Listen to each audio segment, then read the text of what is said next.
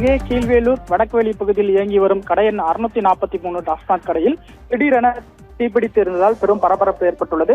மர்ம நபர்கள் தீ வைத்தார்களா அல்லது எதிர்பாராத விதமாக தீ விபத்து நடந்ததா என்ற கோணத்தில் போலீசார் விசாரணை நடத்தி வருகின்றனர்.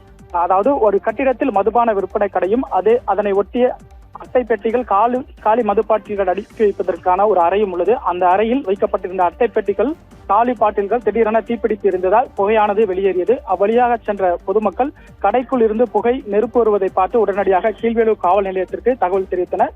தகவல் அறிந்து விரைந்து வந்த தீயணைப்பு துறையினர் தீயை அணைத்து வேறு அறைகளுக்கு பரவிடாமல் கட்டுக்குள் கொண்டு வந்து அணைத்தனர். நல்வாய்ப்பாக மது பாட்டில்கள் இருப்பு வைக்கப்பட்டிருந்த அறைக்கு தீ பரவுவதற்கு முன்பாகவே அணைக்கப்பட்டதால் பெரும் சேதமானது தவிர்க்கப்பட்டது. இந்த நிலையில் கடந்த சில வாரங்களுக்கு முன்பாக பொதுமக்களுக்கு இடையூறாக உள்ள இந்த டாஸ்மாக் கடையை அகற்றக்கோரி அப்பகுதி மக்கள் பெண்கள் மற்றும் முற்றுகை போராட்டத்தில் ஈடுபட்டு வந்தனர். கீழ்வேலூர் வட்டாட்சியர் வேதையன் தலைமையில் நடந்த பேச்சுவார்த்தையில் சுமார் 30 நாட்களில் கடை அகற்ற நடவடிக்கை எடுக்கப்படும் எனவும் அதுவரை கடை திறக்கப்பட மாட்டாது எனவும் அதிகாரிகள் உத்தரவிட்டனர். ஆனால் மறுநாளே கடை திறக்கப்பட்டு விற்பனை படுஜோராக நடைபெற்று வருகிறது. இந்த நிலையில் தற்போது கடை தீப்பிடித்து எரிந்த சம்பவம் அப்பகுதியில் அதிர்ச்சியை ஏற்படுத்தியுள்ளது.